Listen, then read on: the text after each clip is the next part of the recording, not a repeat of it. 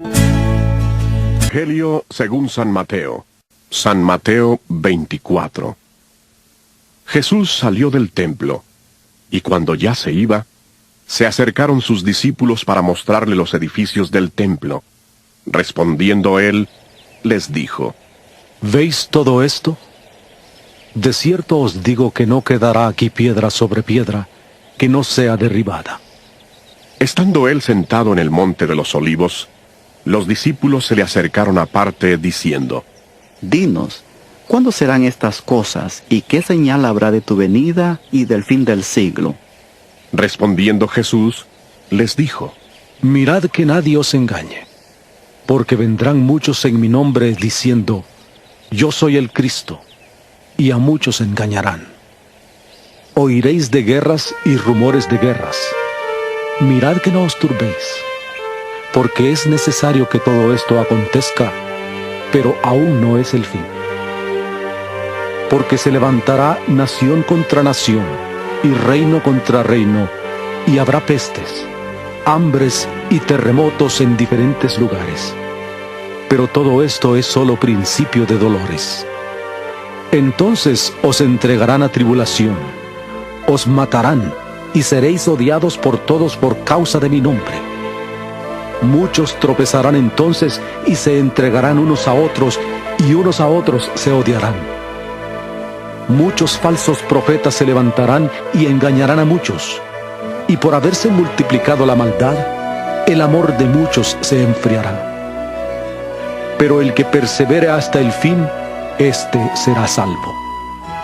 Y será predicado este evangelio del reino en todo el mundo, para testimonio a todas las naciones, y entonces vendrá el fin.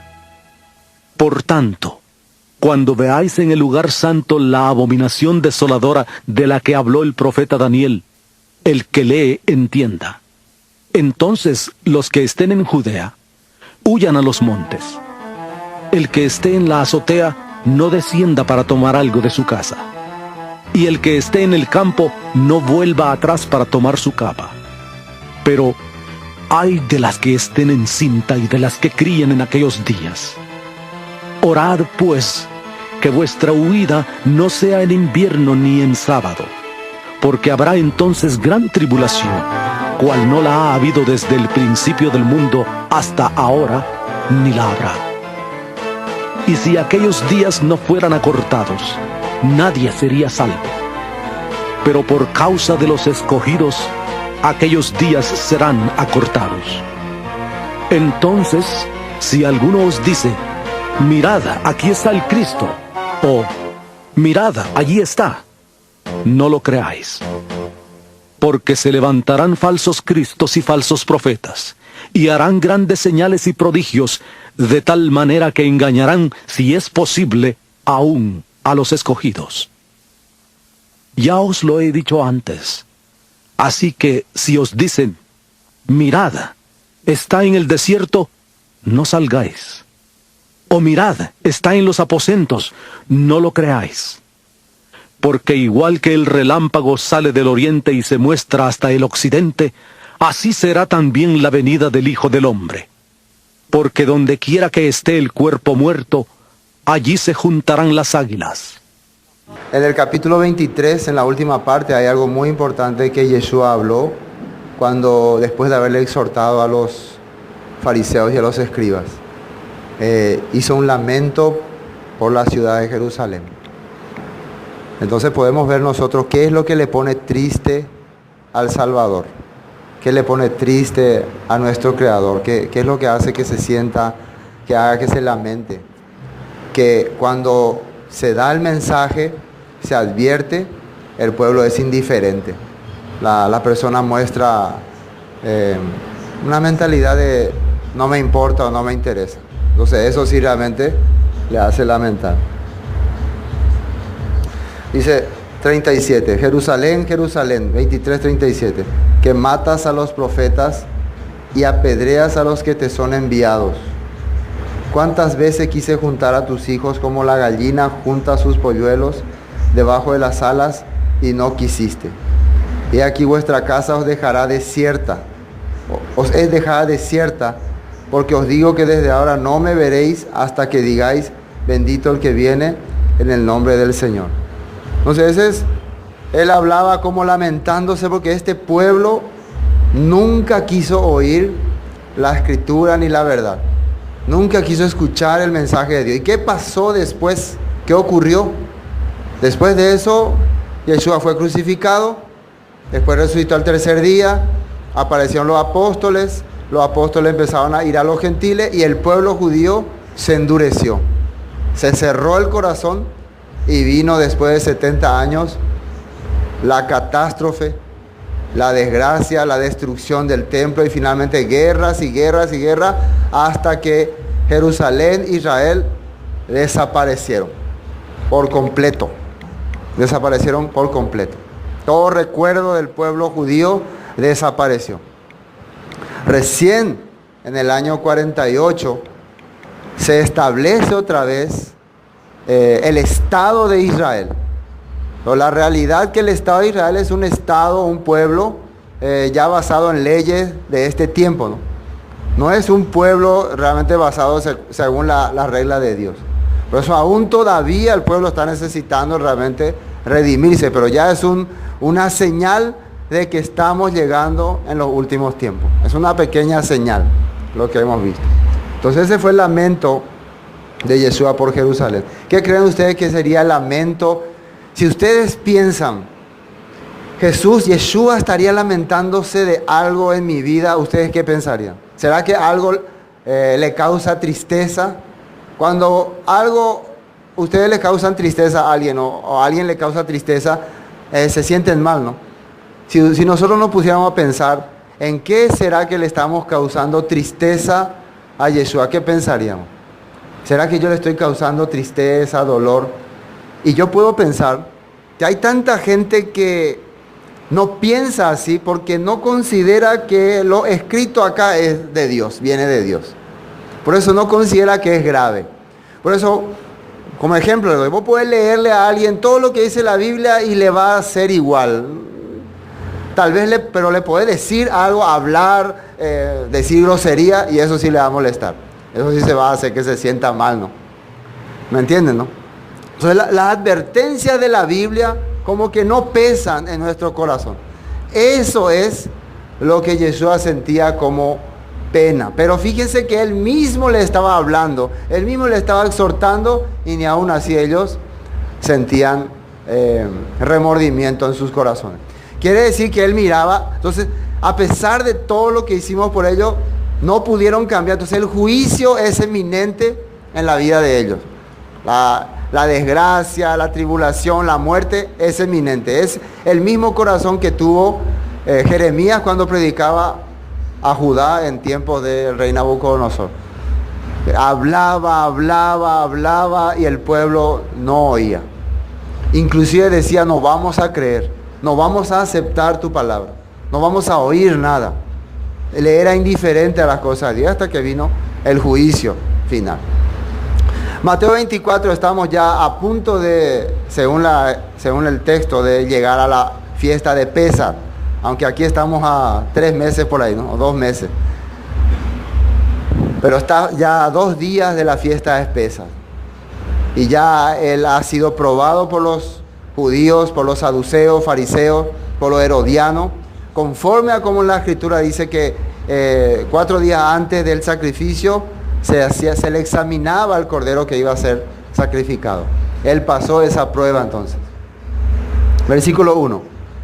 Cuando Yeshua salió del templo y se iba, se acercaron sus discípulos para mostrarle los edificios del templo.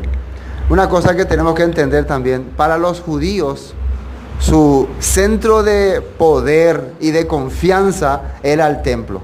Ellos pensaban que mientras ellos tenían el templo, nadie podía hacerles nada. Eso fue lo que ocurrió en tiempos de Jeremías.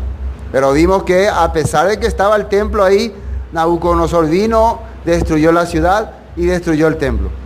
Dios les dio otra vez la oportunidad de volver a edificar otro templo. Entonces, ellos pasando el tiempo volvieron a tener esa mentalidad de que este templo es lo más sagrado. Acá está nuestro poder y nuestra fuerza. Y cada rey que entraba, especialmente el rey Herodes, le hacía modificaciones para que sea más un edificio grandioso y maravilloso. Entonces, ¿qué significa esto? Con el correr de los tiempos, el hombre pensaba que mientras tenía un edificio grande, algo impresionante, es como que tenía más poder de Dios. Entonces los israelitas, al ver que el segundo templo comenzó pequeño, comenzó bien pequeño, y luego se fue extendiendo. Los reyes le hicieron decoraciones, muros impresionantes. Entonces era algo como para admirar. Entonces los discípulos le dicen a Yeshua, mira el poder que tiene nuestra religión. Mira el poder que tiene nuestro Dios con semejante edificio. La pregunta que hoy nos hacemos nosotros, la mayoría de las denominaciones están pensando lo mismo, ¿no? El poder que tenemos, mirá el edificio que tenemos, mirá nuestra catedral, mirá nuestro templo, es para 5,000 personas. Las personas están pensando que mientras edificio más grande, mientras iglesia más grande, Dios está ahí. Dios trabaja en esta iglesia porque esta iglesia tiene enorme edificio. Entonces, si un grupo de hermanos se reunirían debajo de un mango, sentados con bancas de madera, lo típico es Dios no trabaja en esa iglesia, Dios no le bendice a ellos. Ellos, lastimosamente, su pastor no ora mucho. Por eso no tienen edificios enormes. Y si ustedes analizan dónde Yeshua se congregaba con sus discípulos, y no me van a venir a decir, no, pero en esa época era así. No, es la época. Ahora ellos están diciendo, nosotros ¿dónde nos reunimos? Aquí los discípulos se reunían entre los olivos. Pero mira nuestro edificio. ¿Y qué le dice Yeshua cuando ellos admiran la edificación, cuando ellos admiran la construcción? ¿Qué le dicen? Respondiendo, él les dijo, ¿veis todo esto? De cierto os digo que no quedará aquí piedra sobre piedra que no sea derribada. Y esto parecía algo difícil de creer, porque estas piedras eran enormes y habían costado muchos años haber levantado. Entonces, Yeshua estaba diciendo que este templo sagrado para el judaísmo no va a quedar ni una sola piedra. ¿Cómo creen ustedes que ellos están pensando? Pero un ratito. Si no hay templo, ¿cómo vas a reinar? Porque según la profecía de Ezequiel, el príncipe tiene que reinar desde el templo. Entonces, ahí ya, si ustedes fueran los discípulos de Yeshua, se quedaría medio, qué raro, ¿qué pasa acá? Será derribada. Él está diciendo, esto va a derrumbar, no quedará nada, plano va a quedar, como actualmente está, ¿no? No hay nada, solo quedó un muro externo. Se cumplió entonces esta palabra. Y era la única forma de que cesara definitivamente los sacrificios. Porque solamente en el templo estaba permitido hacer los sacrificios. Entonces tenía que cumplirse esta profecía para que se pueda creer y entender que Yeshua era el enviado de Dios, el sacrificio perfecto. ¿Entienden, no? Tenía que cumplirse esta profecía. Pero en este momento los discípulos no piensen que están entendiendo. Entendemos. Entonces el templo se va a destruir, vos vas a morir, al tercer día se resucitar, después vas a estar con nosotros 40. Nada que ver. Ellos no tenían nada de eso en su mente. En su mente ellos tenían, Yeshua a cualquier momento va a empezar a decir, toquen trompetas, Yeshua reina, como se hacía antes, ¿no? Toquen trompeta, toquen el shofar, Yeshua reina, y ahí se levanta como rey, en contra de los romanos. Ellos estaban esperando eso, cualquier momento, pero de repente él está hablando algo que no cuadra con su mente. Todo esto será derribado, ni una piedra quedará. Versículo 3. Y estando él sentado en el monte de los olivos, ese era su lugar de culto. El monte de los olivos, ahí entre olivos, esa era su sombra, ahí sentado, así, recostado. Él compartía la palabra con sus discípulos. Ni siquiera estaba haciendo un púlpito ni sentado, sino recostado, así era, ¿no? Ellos acostumbraban bien cómodos. Dice, los discípulos se le acercaron aparte diciendo, dinos cuándo serán estas cosas y qué señal habrá de tu venida y del fin de siglo. Bueno, vamos a analizar esta pregunta. ¿A qué cosas se refiere? Cuando le dice, dinos cuándo serán estas cosas. ¿A qué cosas se están refiriendo? ¿Qué fue lo que ellos le dijeron? Mira estos edificios, mira este templo, y él les dijo, esto será derribado. Entonces cuando ellos le preguntan, ¿cuándo será esto? Se refiere a, ¿en qué momento va a derrumbarse este templo? ¿Cuándo ocurrirá estas cosas? Es la primera pregunta. Hay que entender bien ahí. Se refiere a, ¿cuándo será la destrucción del templo? Y eso es muy importante entender para entender lo que Yeshua habla aquí. Y después le hacen otra pregunta. Ya que el reinado del Mesías tiene que ver con el templo, ¿sí o no? Tiene que ver con el templo. Entonces le hacen la pregunta de, ¿y qué señal habrá de tu venida? Y aquí uno puede pensar de que ellos ya entendían que Yeshua iba a irse, estar 2000 años en el cielo y después iba a venir. Pero ellos no tenían eso en su mente. Eso nos prueba los mismos textos de la Biblia, ¿no? Precisamente cuando Él muere, que ellos decían, nosotros creíamos que Él era el que había de reinar. Inclusive cuando Él muere, ellos ni siquiera pensaban que iba a resucitar. Cuando viene alguien y dice, resucitó, ellos, no sea mentirosa, no creían. Quiere decir que ellos no tenían en mente, por más que Yeshua les habló y les dijo, yo voy a morir, padecer y al tercer día resucitar, pero no le entró en la cabeza. Es igual que en este tiempo, aunque escuchamos, no es que tan fácilmente entra en nuestra cabeza la palabra, como que sí, hasta ahí nomás. Pero tiene que ocurrir algo para que Dios realmente nos muestre que es correcto. Entonces, ¿cuándo serán estas cosas y qué señal habrá de tu venida y del fin de siglo? Vemos que ellos tenían entendido que tiene que haber un momento en que se acabe este sistema, donde el Mesías reine, porque está dicho así en los escritos de Ezequiel, de que el Mesías va a reinar en el último tiempo, todo está esto escrito. Entonces ellos quieren saber cuándo sería esta cosa, cómo podrían saber que ya estamos llegando a esos tiempos. Pero ellos lo que están preguntando ahora, ¿en qué momento vas a empezar a manifestarte? Porque hasta este momento Él está diciendo que no digan, no hablen, no declaren todavía que yo soy el Mesías. Bueno, vamos a ir, versículo 4. Respondiendo, Yeshua les dijo, mirad que nadie os engañe. Primer punto, los últimos tiempos será un tiempo de mucho engaño, donde va a haber mucha falsedad, muchas mentiras. Entonces lo primero que tenemos que estar pendientes es de tener cuidado que nadie nos engañe. Y si vos querés tener cuidado, que nadie te engañe, ¿qué tenés que hacer? ¿Qué hay que hacer para que nadie te engañe?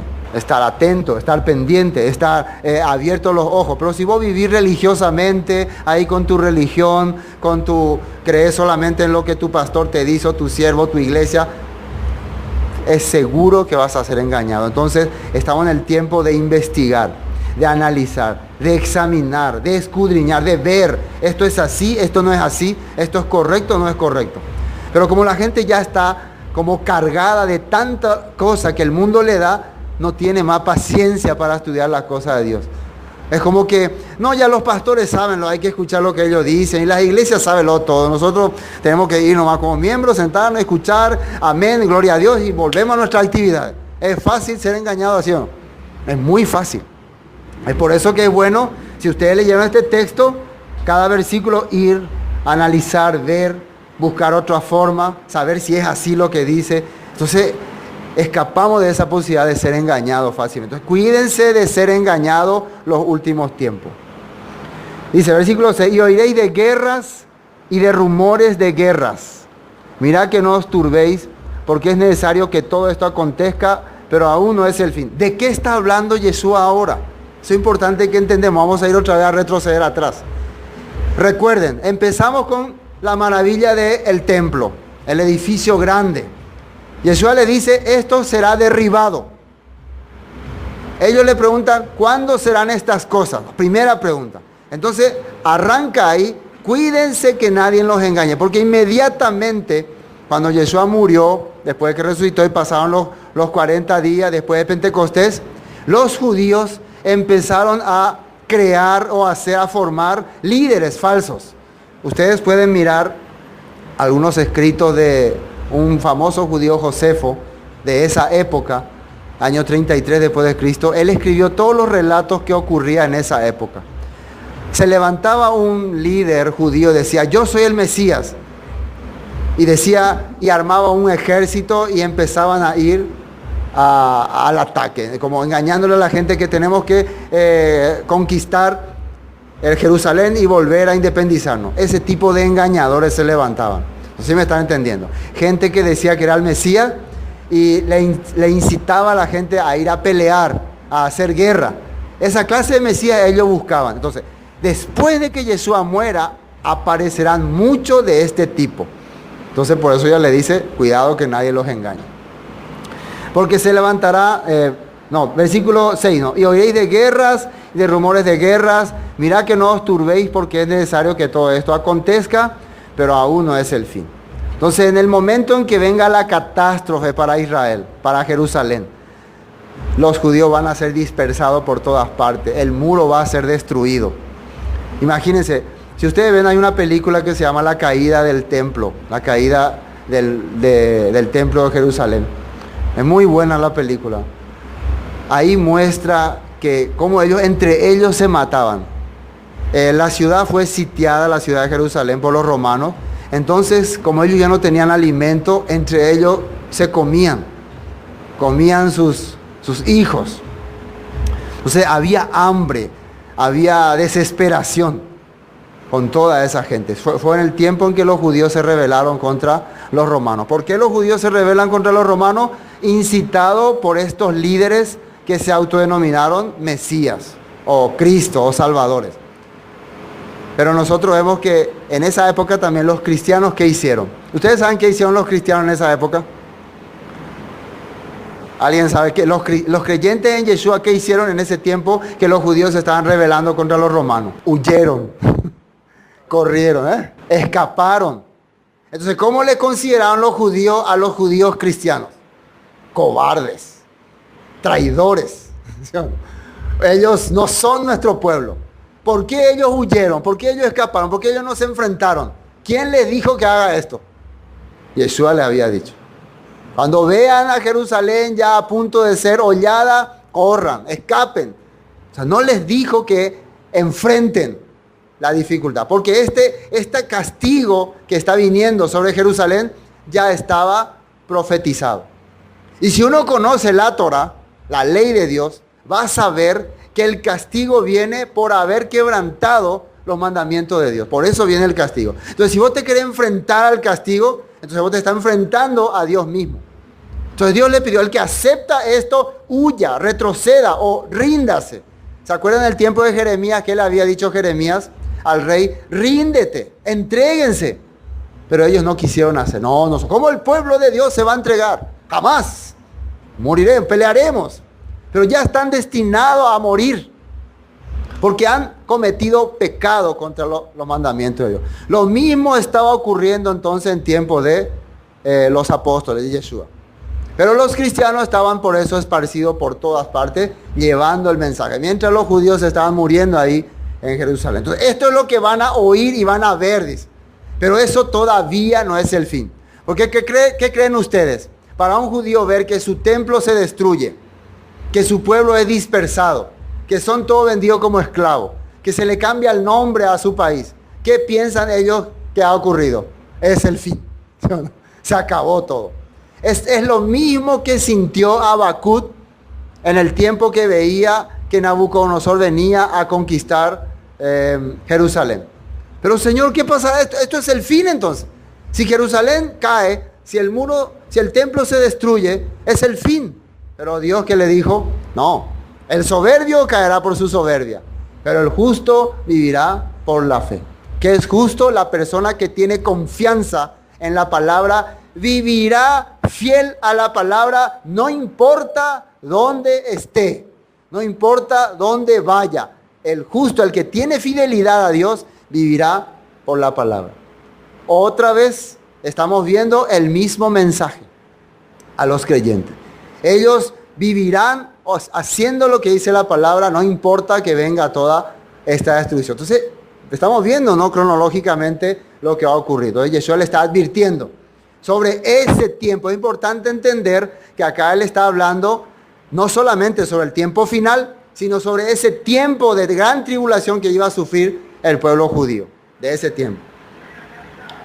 Bueno, quiero ver un texto, Lucas capítulo 24, el pensamiento que tenían los discípulos, si ellos ya sabían que iba a ocurrir todas esas cosas o no. Fíjense, Lucas 24, 18. Dice así: respondiendo uno de ellos, que se llamaba Cleofas, le dijo: ¿eres tú el único forastero en Jerusalén que no has sabido las cosas que en ella han acontecido en estos días? Entonces él les dijo: ¿qué cosas? Y ellos le dijeron: de Yeshua Nazareno, que fue varón profeta, poderoso en obra y en palabra, delante del Elohim y de todo el pueblo. Y cómo le entregaron los principales sacerdotes y nuestros gobernantes a sentencia de muerte y le crucificaron. Y el 21, atiendan. Pero nosotros esperábamos que Él era el que había de redimir a Israel. Y ahora, además de todo esto, hoy ya es el tercer día que esto ha acontecido. ¿Qué ellos esperaban? Nosotros creíamos que Él era el que iba a venir a reinar, a redimir. ¿Qué quiere decir? A ponerle a Israel en su lugar, en su posición de antes. Pero había sido, no, era un simple hombre bueno, profeta. Entonces ellos pensaban que iba a resucitar. Ni siquiera, aunque les habló de la resurrección, no habían creído en sus mentes. El 22 dice: aunque también nos han asombrado unas mujeres de entre nosotros, lo que antes del día fueron al sepulcro, y como no hallaron su cuerpo, vinieron diciendo que también habían visto visión de ángeles quienes dijeron que Él vive. A pesar de escuchar esto, se convencieron de ellos, entonces esperaron, no, igual se fueron. Pero nosotros pensamos que son mujeres que muchas veces hablan por emoción. Ni siquiera eso les motivó. Tan cerrado era su mente que discípulos, no se parece a nosotros. Nosotros sí, la fe, rápido creemos. Ellos no podían captar. Y fueron algunos de los nuestros al sepulcro y hallaron así como las mujeres habían dicho, pero a Él no le vieron. Es como para que Jesús les rete. ¿Y ustedes qué están haciendo? Y ellos se van a traer a su pueblo, que ya opámao, se acabó todo. Aunque le está diciendo, vieron que no estaba. Entonces Él les dijo: oh insensatos y tardos de corazón para creer todo lo que los profetas han dicho. No les dijo: ¿por qué no creen todo lo que el maestro le enseñó? Sino todo lo que los profetas han dicho.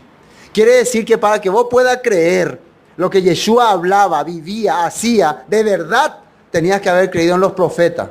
Si vos te quedaste con: ay, Jesús, mi Salvador, Él me dio la vida, Él resucitó, con eso no vas a creer nunca a profundidad. Vas a creer superficialmente nomás, como hoy cree el cristianismo. Si querés creer de verdad en Yeshua el Salvador, tenés que creer en los profetas, en los salmos, en los escritos, porque eso te va a dar la fe de que Él es el Mesías. Como ellos no creían profundamente, ahí nosotros podemos darnos cuenta que el pueblo de Israel vivía en una total ignorancia a las escrituras. Parece que los fariseos sabían toda la palabra. Parece que ellos vivían aferrados a la escritura. No, ellos estaban llenos de tradiciones, llenos de takanot, de alajá, de masei hatorá, llenos de esas cosas. Como hoy está el cristianismo, lleno de interpretaciones pastorídicas, ya no rabínicas, pastorídicas. Entonces por eso le cuesta creer la restauración, la unión de las dos casas, todo eso le cuesta creer. Es como algo raro. Igual estamos. Bueno, vamos al mismo Mateo 44, 46. Ya cuando Yeshua aparece, fíjense lo que les dice. Versículo 44 y 46, Lucas 24. Dice ahí, 44. Y les dijo: estas son las palabras, eso ya Yeshua le está hablando, que os hablé estando aún con vosotros, que era necesario que se cumpliese todo lo que está escrito de mí en la Torá de Moisés, en los profetas y en los salmos. Importante. Si vos querés enfocarte en Yeshua, ¿en qué tenés que enfocarte? Según palabras de Yeshua, ¿en qué tenés que enfocarte? En la Torá, dice. ¿Dice ahí o no? En Moisés, en los profetas, en los salmos. ¿Cómo enseña hoy el cristianismo moderno, modernizado? Ya no tenés que enfocarte en la ley de Moisés ni en los profetas. Ahora solo tenés que mirar a Cristo crucificado. Nada más. Entonces, ¿estamos haciendo lo que Él dijo? No. No, entonces no vamos a entender su propósito verdadero. Esta cosa habrá estando aún con vosotros, es necesario que cumpliese todo lo que está escrito de mí en la ley de Moisés, en los profetas y en los salmos. Entonces, miren, después de 3 años y medio de caminar con ellos, después de haber muerto, resucitado, entonces les abrió el entendimiento para que comprendiesen las Escrituras. Ahí recién, ahora sí. Por eso Moisés tal parte, por eso Salmo. Claro, pues, por eso era. Da ganas de darle a Capetén. ¿Cómo no podía? Ya Él resucitó ya está presente con ellos y ahora recién ellos comprenden las Escrituras. 46, y le dijo, así está escrito, y así fue necesario que el Cristo padeciese y resucitase de los muertos al tercer día. Esto es lo que nosotros vemos. Entonces, vemos entonces que ahora, Mateo 24, ¿ustedes creen que ellos están entendiendo qué pasa? Ellos no están entendiendo nada. Entonces, ¿qué? Menos nosotros que apenas estamos captando. Por eso es importante tomarle mucha calma a lo que está aconteciendo de la Biblia. Volvamos a Mateo 24. Bueno, y oiréis de guerra, rumores de guerra, versículo 6, mirad que no os turbéis, porque es necesario que todo esto acontezca, pero aún no es el fin. No pensemos que cuando se nos acabó todo, cuando vino desgracia en nuestra vida, cuando ya parece que no hay esperanza, eso es el fin. No, hay cosas que va a acontecer más en el futuro. Y ahora sí le habla de cosas futuras. A partir del versículo 7 vamos a ver cosas futuras. Versículo 7. Porque se levantará nación contra nación y reino contra reino, y habrá pestes y hambres y terremotos en diferentes lugares. Esto en ese momento era un poco difícil de comprender, porque ellos no podían saber si hay ahora terremoto en Japón, terremoto en China. ¿Cómo podían saber, enterarse? ¿Y qué tipo de peste está hablando? Serían los últimos años, en estos últimos tiempos, que empezarían a aparecer toda clase de enfermedades raras. Y recuerden que la Torá advertía de que uno de los juicios para el mundo iba a ser enfermedades que ni siquiera están escritas en la Torá. ¿Sí o no? Así dicen, van a aparecer enfermedades que no están escritas aquí. Y ya han aparecido. Y guerras de nación contra nación, reino contra reino. Antes las guerras eran locales nomás. Ahí nomás a los alrededores. Pero Yeshua le está explicando, va a venir tiempo en que ya las guerras van a ser de grandes reinos, guerras internacionales, guerras que le involucren a personas de distancias lejanas unas con otras. ¿Cuándo acontecería esto? ¿Cuándo empezó realmente a ocurrir esto? ¿Cuándo empezó a haber guerras de distancias muy lejanas? ¿Cuándo creen? En el año 1914, ¿no? 1914 comienza a haber la primera, se puede decir los primeros conflictos de países que están kilómetros de distancia. Estados Unidos con Alemania, Inglaterra con, ¿quién otro estaba en la guerra? Con Japón. Después en la Segunda Guerra Mundial ya viene Japón con África, Rusia. Países que estaban en lugares lejanos empiezan a enfrentarse y a hacer desastres, catástrofes. Entonces es como una advertencia de que esto van a ser presagios de que estamos llegando en los últimos tiempos. Y precisamente antes de la Segunda Guerra Mundial, la vida cotidiana del hombre era casi igual, no un poco más avanzado, ¿no? Pero casi igual que en tiempos de Jesús. No había cambiado mucho, a pesar de que habían pasado 2000 años. Si ustedes hacen las investigaciones, claro, estamos hablando de los que vivían en el campo. Los que vivían en la ciudad, lógico, tenían un poco más de diferencia. Eso estamos hablando a partir del año 50. Después de la Segunda Guerra Mundial, la vida del hombre, aunque sea en el más remoto rincón del campo, ya tiene su celular, su teléfono. Ya casi no hay diferencia entre alguien que vive en el último rincón del campo y en la ciudad. Casi no hay diferencia. Casi todos saben la misma cosa. No sé si me captan. Antes no era así. Ahora vos te podés ya en la punta del Chaco y ahí puedes estar mirando tu Facebook. Puedes estar enterándote qué está pasando en Rusia, qué está pasando en Japón. En un segundo, en un ratito. Ahora, yo estaba viendo un documento, estaba viendo un estudio y de repente aparece ahí, en este mismo momento fue asesinado el gobernador de Rusia en Turquía. En este momento, y ahí ya aparece señal en vivo. Así ocurrió. En ese momento mismo estaba apareciendo, todavía estaba hablando de esa persona. Entonces las informaciones van a llegar inmediatamente en los últimos tiempos hasta los últimos rincones. Y eso empezó a ocurrir a partir del año 50 en adelante.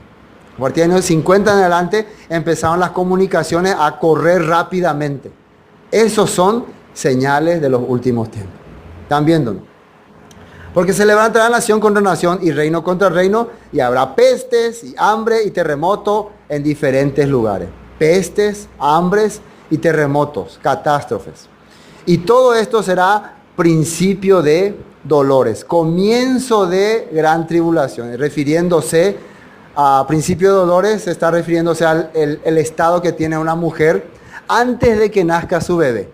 Antes de que nazca su bebé comienza a haber pequeños dolores.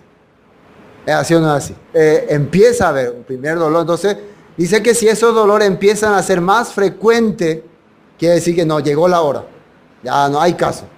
Cuando ya cada rato. Si viene el dolor y después pasa un largo tiempo y no viene más, todavía no.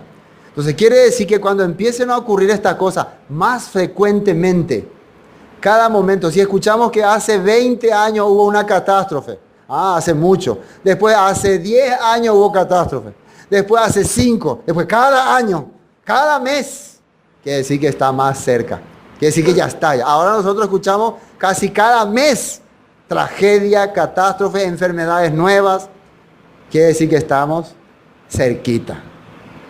Y todo esto será principio de dolores.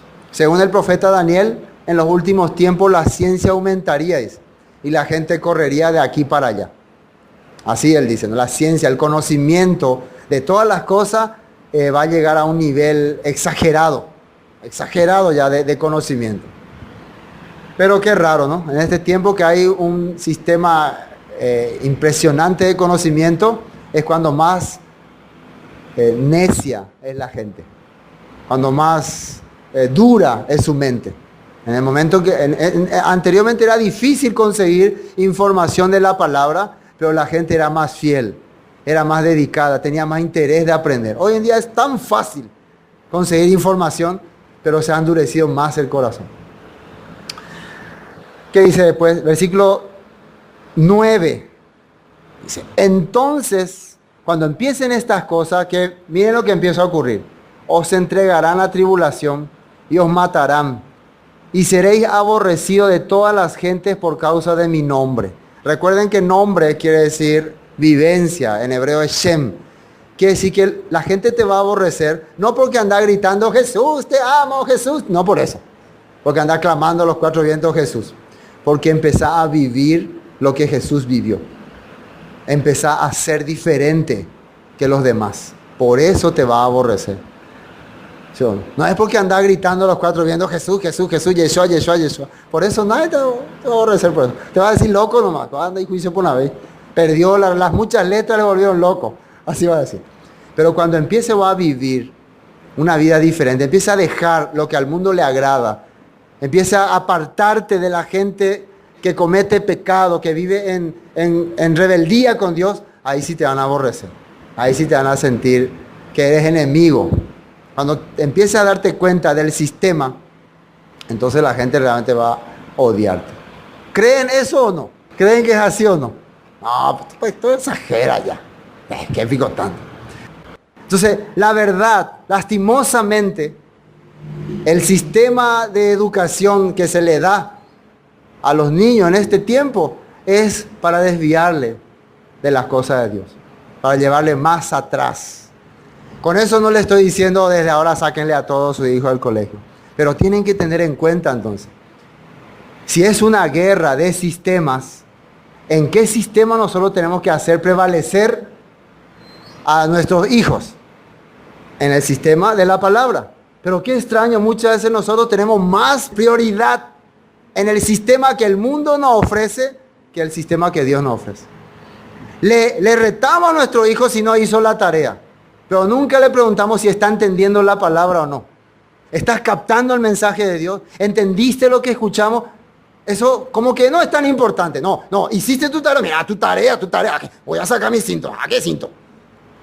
Eso parece que es más grave. Entonces, en ese punto donde estamos dándole razón al sistema. Entonces estamos formando personas que van a obedecer a este sistema y que van a seguir el patrón del sistema. Eso es la realidad. Eso es la verdad. Y es duro esto porque te hace enemigo de la sociedad cuando vos te opones a algunas cosas. Vos te decís, ¿cómo? ¿Que tú le vas a decir un traumado a tu hijo? ¿Va a ser un tarado? ¿Va a ser un fanático? ¿Va a ser...? Así te dice la gente. Es que no tiene que ser así.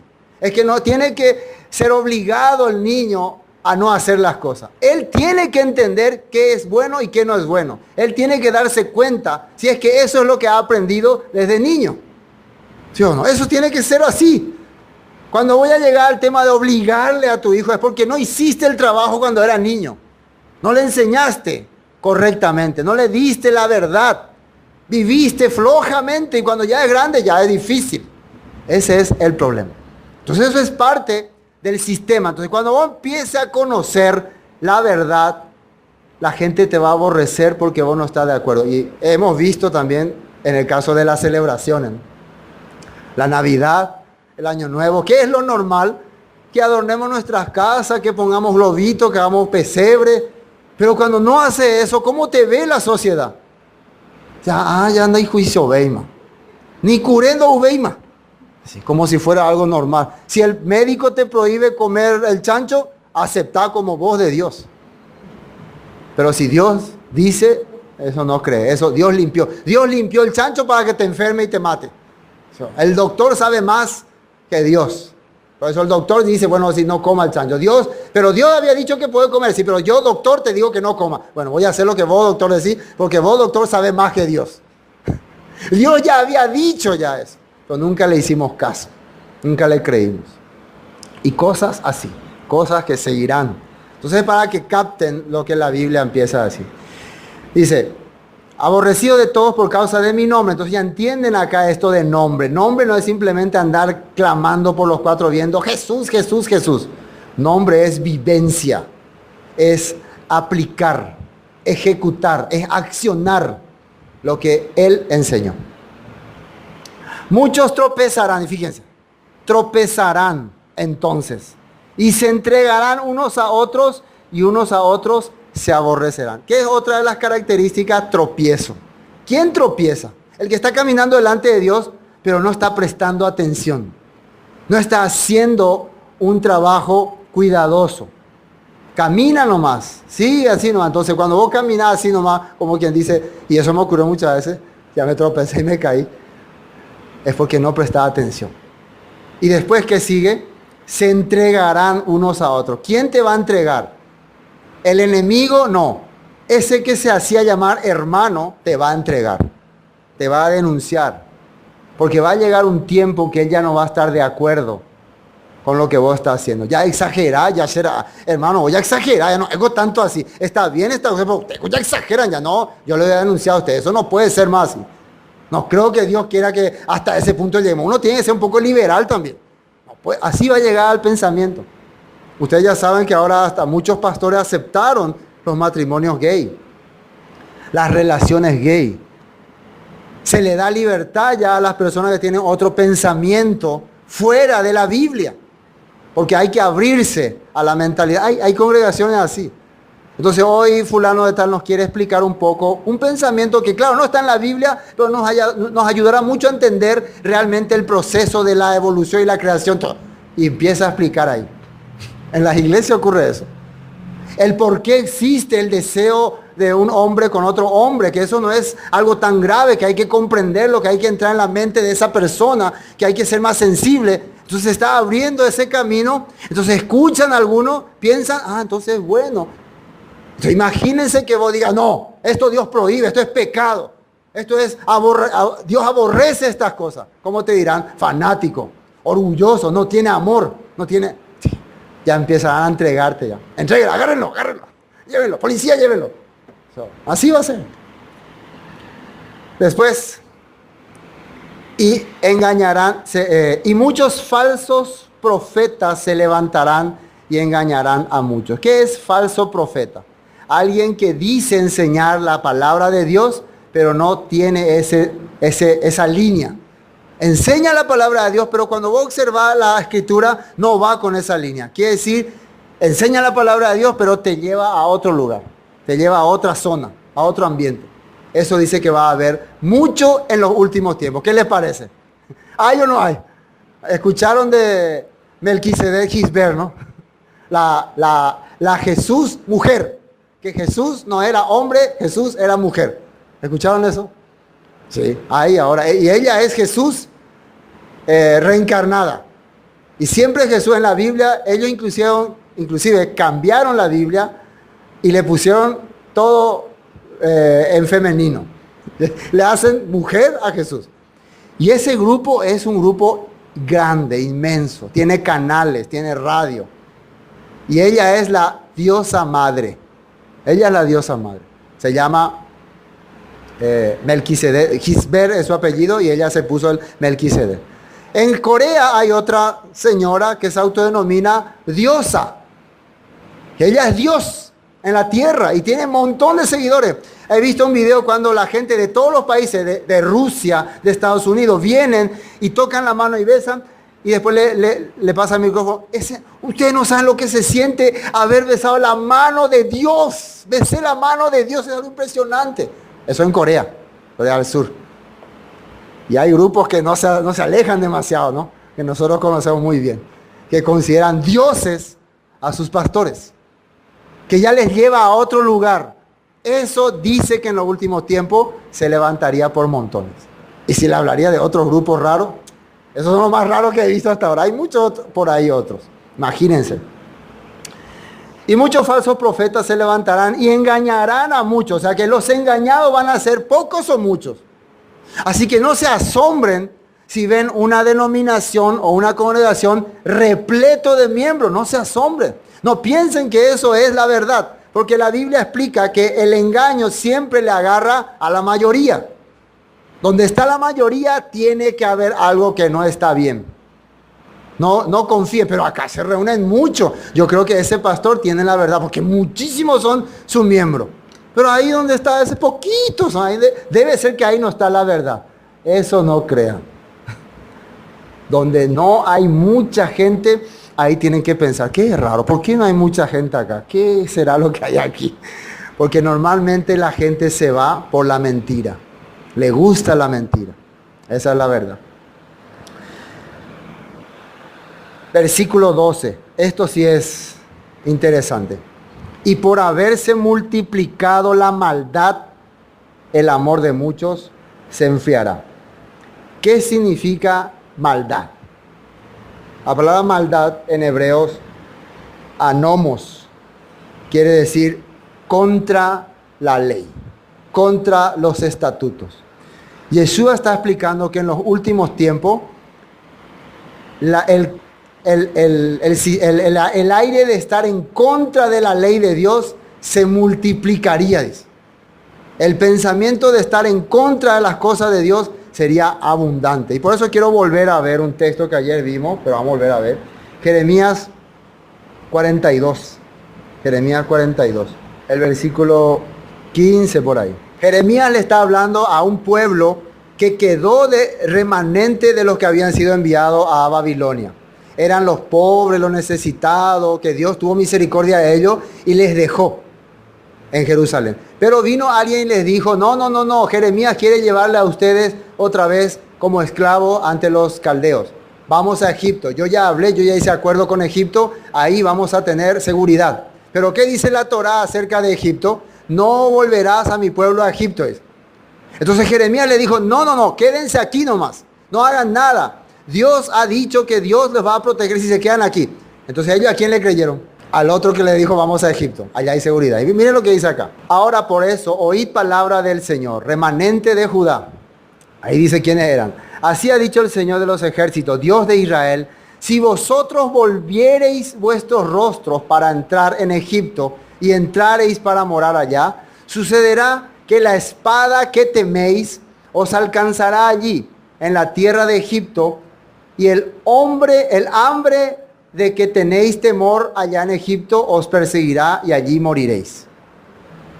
Todos los hombres que volvieren su rostro para entrar en Egipto, para morar allí, morirán a espada, de hambre y de pestilencia. No habrá de ellos quien quede vivo, ni quien escape de delante del mal que traeré yo sobre ellos. Recuerden que Egipto representa el mundo.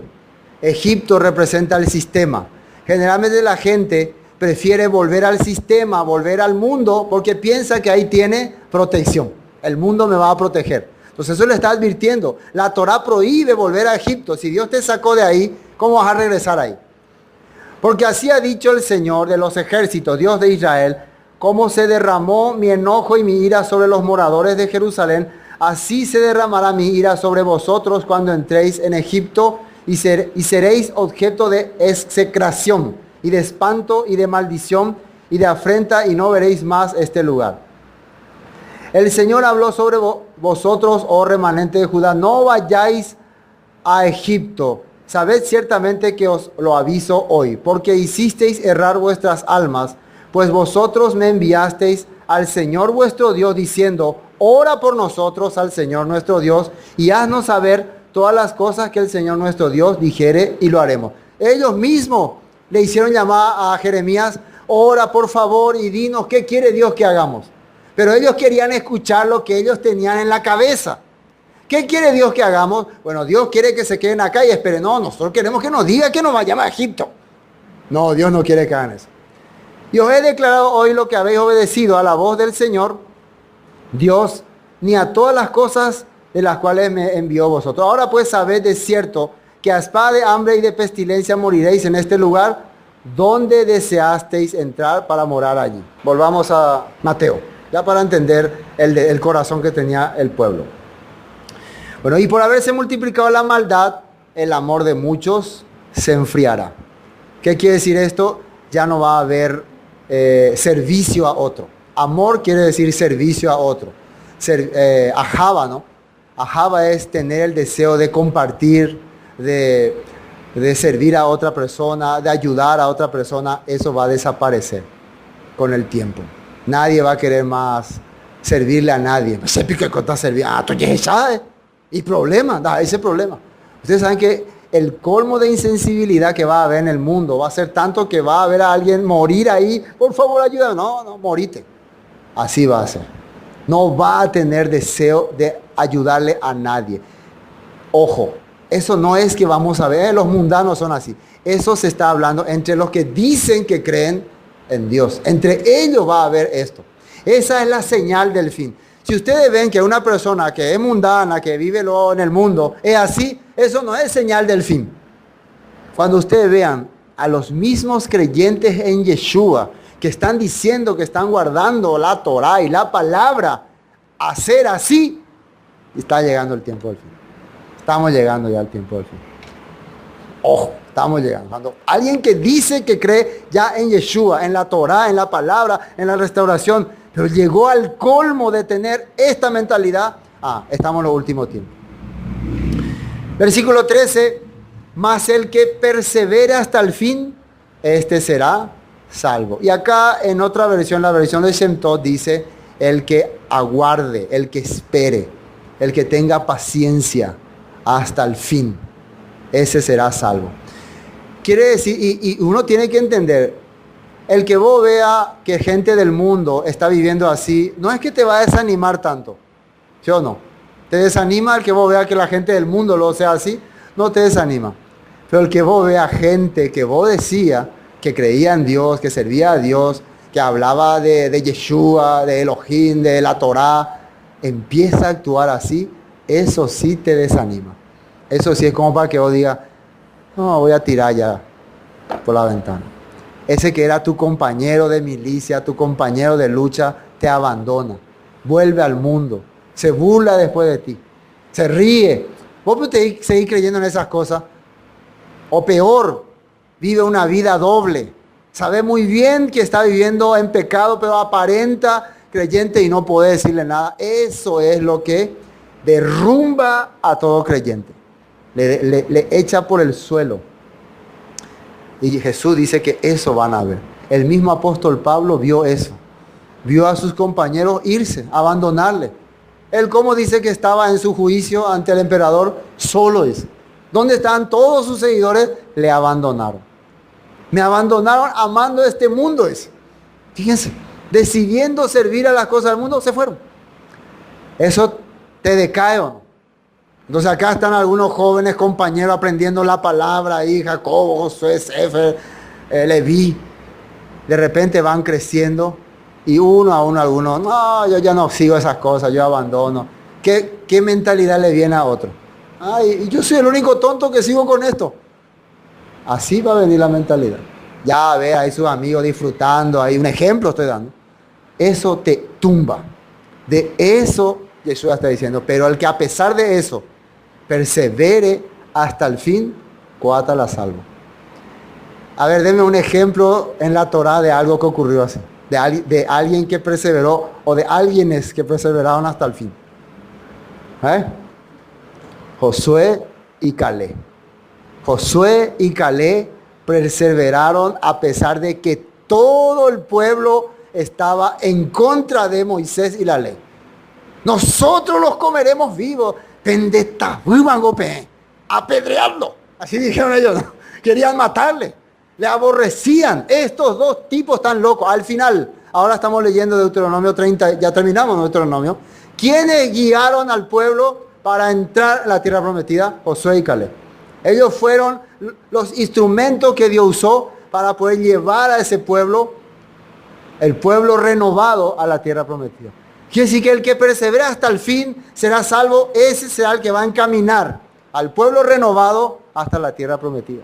El que a pesar de todo ya ha pasado todas las dificultades. Y no hay mayor dificultad que ver al que estaba junto a ti, tu compañero, desviándose, yéndose a otro lado, burlándose de la palabra. Eso es lo peor que hay.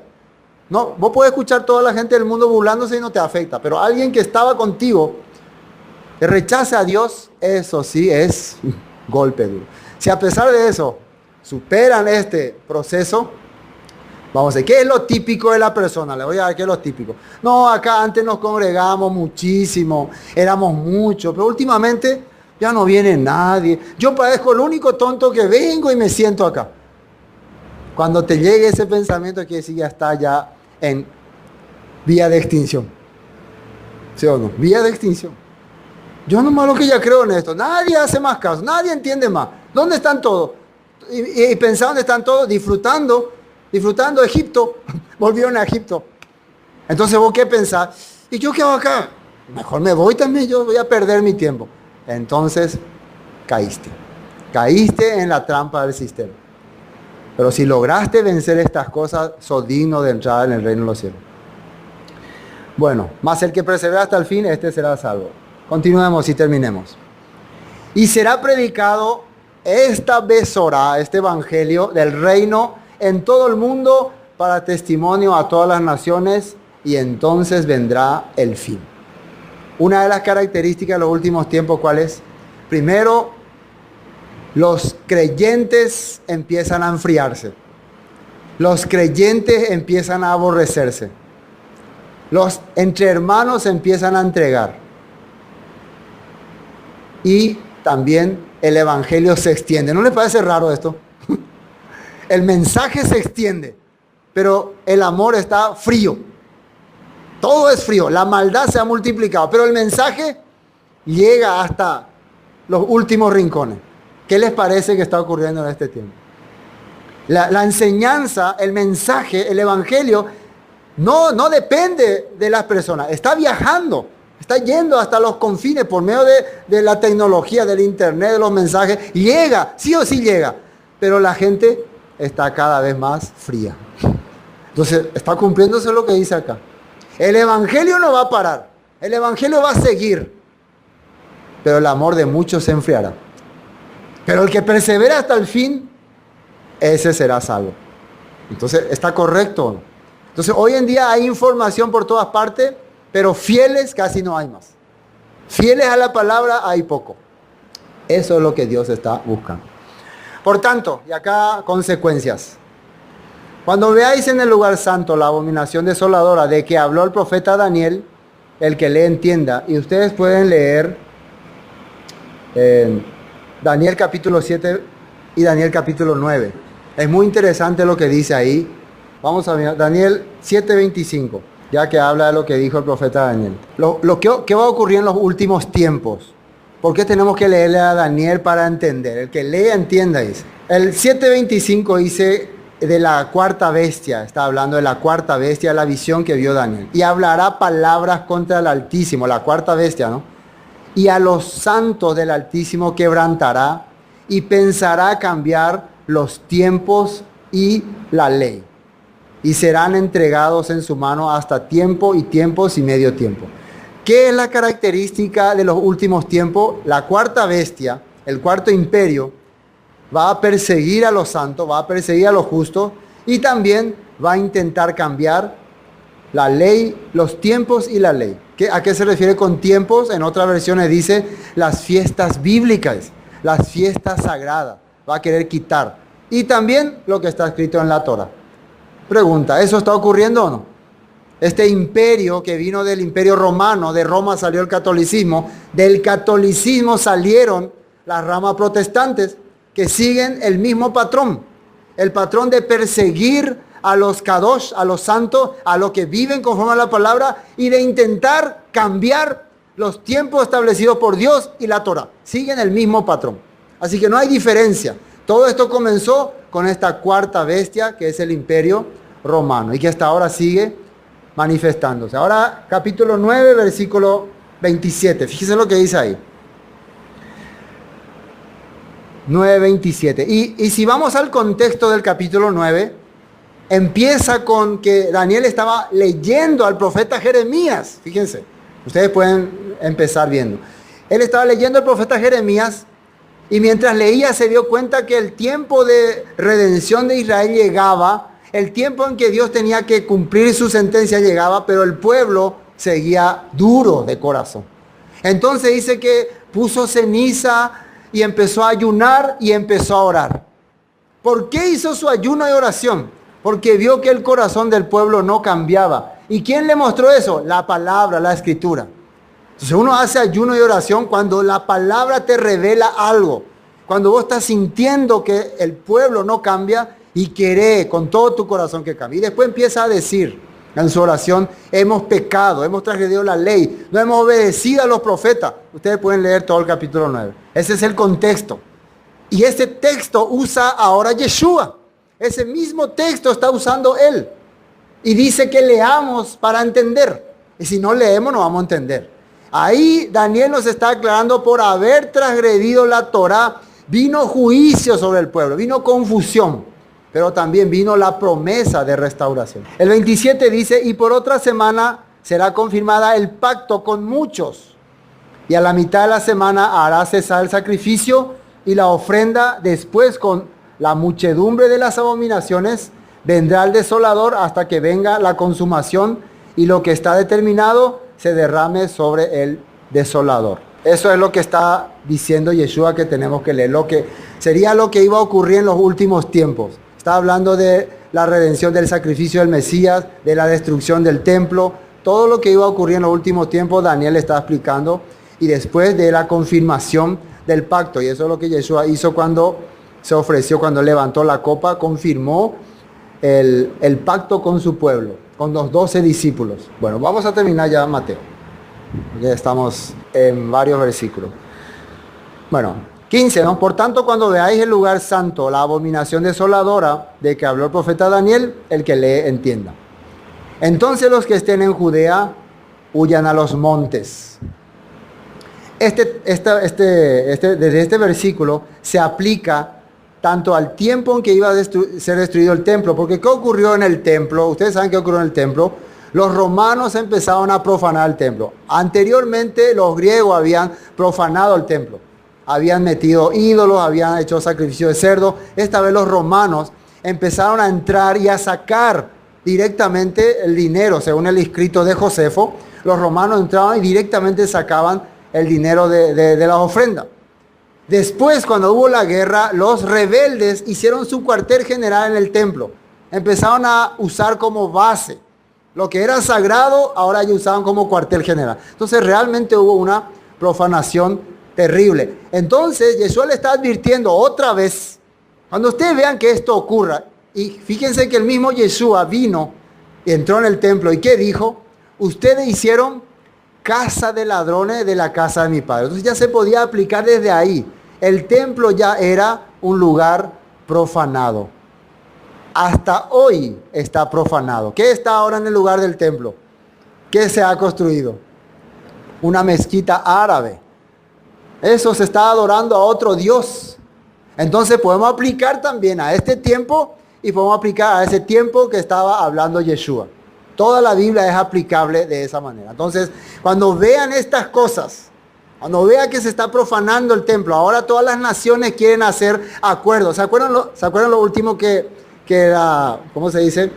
Que la UNESCO quería confirmar? Quería decir que el lugar del templo siempre le correspondió a los árabes, que es un lugar histórico árabe, que los judíos no tenían nada que ver ahí.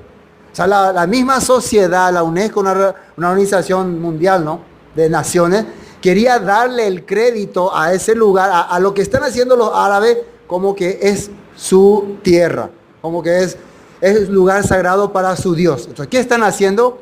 Están profanando. Y todas las naciones quieren cumplir eso. Los palestinos quieren recuperar toda la parte de Jerusalén donde está todo el territorio donde está todo el territorio del templo. Ellos inclusive ya no quieren que los judíos vayan y oren ahí en el muro de los lamentos. Ellos quieren quitarle de ahí. Y están pidiendo eso. Esa es la guerra. La guerra no es por un territorio independiente. La guerra es por ese territorio donde está el templo, el monte sagrado. Por eso es la lucha sagrada. Si ustedes ven la noticia, pelea entre palestinos y judíos, no es solamente por un territorio independiente, porque el territorio independiente ya se le ha dado a los palestinos. Ya ellos tienen independencia, pero ellos quieren como capital toda la región sagrada de Jerusalén. ¿Para qué? Para profanarlo. Y pienso que lo van a lograr. Porque está en la profecía, ¿no? Así que ni por más que la leemos, ni oremos por Israel, ni oremos por Jerusalén, Dios ya estableció. Y si el pueblo no hace lo que dice la Torá, ni tu oración no será oída, dice en la Biblia. La Biblia dice así. La Biblia dice así. Tu oración no es oída si vos te apartás de mi ley, de mis mandamientos. Entonces hay mucha gente que entiende que nosotros tenemos que enfocarnos a seguir la palabra de Dios y Dios hará su plan. Bueno, entonces los que estén en Judea huyan a los montes. El que esté en la azotea no descienda para tomar algo de su casa. Quiere decir que el que esté en la azotea, ¿qué quiere decir? Salte y ¡pum!, se vaya directamente, corra. Y el que esté en el campo no vuelva atrás para tomar su capa. Mas hay de las que estén en cinta y de las que críen aquellos días. Si aplicamos al tiempo de la tribulación, de la caída del templo, precisamente eso fue lo que ocurrió. Cuando empezaron a llegar las legiones romanas, cuando empezaron los rebeldes a apoderarse de Jerusalén, ellos le hablaron a toda la ciudad. A partir de ahora nosotros estamos en guerra con Roma. ¿Qué tenían que hacer los que han creído esta palabra de Jesús en ese momento? Correr. No, pero yo tengo mis cosas acá, mi negocio. No, tienen que correr, ir, escapar. Y cuando dice ahí de los que críen y estén en cinta, quiere decir la persona que esté embarazada o criando bebé, ¿cómo creen que va a pasar este tipo de situación? Yo les comenté que según escrito de Josefo, algunas mujeres comían su bebé. Literalmente él dijo así, los cocinaban, comían sus hijos. Cosa que ya ocurrió en el pasado, en Samaria. Unas mujeres comieron también su hijo. Eso volvió a ocurrir en tiempos después de Yeshua. Mas hay de las que estén en cinta y de las que críen aquellos días. Orad pues que vuestra huida no sea en invierno ni en día de Shabbat. En invierno en Israel hay mucha nieve, hay dificultad para moverse. Y Shabbat es un día donde todo está suspendido. Pero eso tiene otra connotación que otro día vamos a aclarar. 21. Porque habrá entonces gran tribulación, cual no la ha habido desde el principio del mundo hasta ahora, ni la habrá. Y acá podemos entender que Yeshua está explicando la tribulación que va a venir en ese momento no va a haber nunca más. Quiere decir que no solamente está hablando de lo que ocurrió con los judíos cuando cayó el templo, sino de algo peor que va a ocurrir en los últimos tiempos. Una tribulación terrible, terrible, terrible. No puedo explicarle cómo será. Pero algunos se imaginan que sería algo semejante a lo que ocurrió con los judíos en Alemania cuando fueron perseguidos. Algo semejante, donde todos pierden su derecho, donde todos van a ser así, algo así, guillotinados. Terrible. Y si aquellos días no fuesen acortados, nadie sería salvo. Estamos hablando de los últimos tiempos. Mas por causa de los escogidos, aquellos días serán acortados. ¿Quiénes son los escogidos? ¿Dónde están los escogidos en este momento? ¿Qué están haciendo los escogidos? Están huyendo de la tribulación. Porque ¿quién les dijo así? Yeshua dijo, huyan, corran, escapen. No valoren sus bienes, no peleen por sus bienes. Escapen, corran. Quiere decir que, increíble, ¿no? Pero lo que Dios te dice que haga para pelear con el sistema es corre. corre. Mientras más rápido, mejor. De esa manera vos estás peleando con el sistema. No seas valiente, ven sistema, te enfrento. No, corre, huye. Entonces, ¿qué es lo que nosotros tenemos que hacer en la actualidad para pelear con el sistema? Huir de ahí, salir de ahí, apartarnos de estas cosas. Salir de estas cosas que son contrarias a la palabra de Dios. Siempre está dicho eso. En la Biblia Pablo decía, huye de las pasiones juveniles, no dice enfréntalo. Huye, que decía, aléjate de los lugares donde te puede corromper tu vida, tu corazón, aléjate. Entonces, si vos mismo no te vas a una discoteca, a una playa con amigas ahí, con bebida y todo, entonces vos no estás huyendo, vos te estás uniendo a ese grupo. Entonces, apartate poco a poco de estas cosas. Después, 23. Entonces, si alguno dijere, mirad, aquí está el Cristo, o mirad, allí está, no lo creáis. Esto también ocurría en el tiempo de la destrucción del templo, que siempre decía, este es ahora nuestro Mesías, este es nuestro líder. En este tiempo también, ¿qué hacen las denominaciones? Ahora sí encontré un líder verdadero. Este sí es un líder que tiene la palabra. Este sí tiene la verdad. O, ¿quién es tu líder? ¿Bajo la cobertura de quién vos estás? ¿Cuál es tu denominación? ¿Quién te guía? Entonces, cuando te digan, este es el verdadero, este es el líder verdadero, no crean. No existe ningún líder verdadero. Lo único verdadero es la escritura, la palabra. Eso es lo verdadero. Los hombres solo transmitimos el mensaje. Cuando empezamos a querer creer en un líder, ahí ya nos corrompimos. Y eso es lo que en los últimos tiempos se va a instar a la gente que haga. A creer en un líder supremo, en un líder gobernante. No hagan eso. Porque se levantarán falsos mesías, falsos ungidos y falsos profetas y harán grandes señales y prodigios, de tal manera que engañarán, si fuese posible, aún a los escogidos. Y los escogidos son este grupo que ha decidido reunirse en pos del nombre de Yeshua. Han decidido, digo, por eso fueron escogidos. Ejemplo les doy. Cuando Moisés estaba en el monte de Sinaí después de descender, él dijo, ¿quién está por el Señor? Y ahí aparecieron los levitas, nosotros. Entonces desde ese momento ellos fueron escogidos para servir a Dios. Entonces, ¿quién es escogido? El que decide ir en pos de Yeshua. Ese es el escogido. No como esta creencia que no, algunos ya están escogidos ya. Ya acá Dios ya eligió ya, este sí, este no, este sí. No, no es así. Y algunos, aunque es flor de pecador, pero Dios le escogió ya. Tipo predestinado. No es tanto así. El escogido es el que yo decido caminar en pos de Dios. Bueno, entonces vos sos uno de los escogidos. Venga acá. Entonces, estas personas hay posibilidad de que sean engañados por estos falsos cristos. Fíjense, hay posibilidad. Hay, pero creo que es muy difícil. Yo antes lo he dicho, dice. Así que si os dijeren, mirad, está en el desierto, no salgáis, o mirad, está en los aposentos, no lo creáis. Porque como el relámpago que sale del oriente y se muestra hacia el occidente, así será también la venida del Hijo del Hombre. Un aparecer de repente va a ser, de golpe va a aparecer que nadie va a ni pensarlo. Porque donde quiera que estuviere el cuerpo, allí se juntarán las águilas. Y este tema tiene muchísimos pensamientos. Algunos dicen que donde hubo mucha tribulación, va a haber muchos cadáveres y va a haber muchos buitres, ¿no? Muchas aves de rapiña se juntarán. Quiere decir que en ese lugar hubo mucha tribulación, mucha muerte. Y otros le dan ya otro significado más a ángeles que aparecerán, o que los águilas representan a ángeles. Pero eso vamos a ver más, con más detalle, ¿no? En el próximo culto. Pero es muy interesante saber.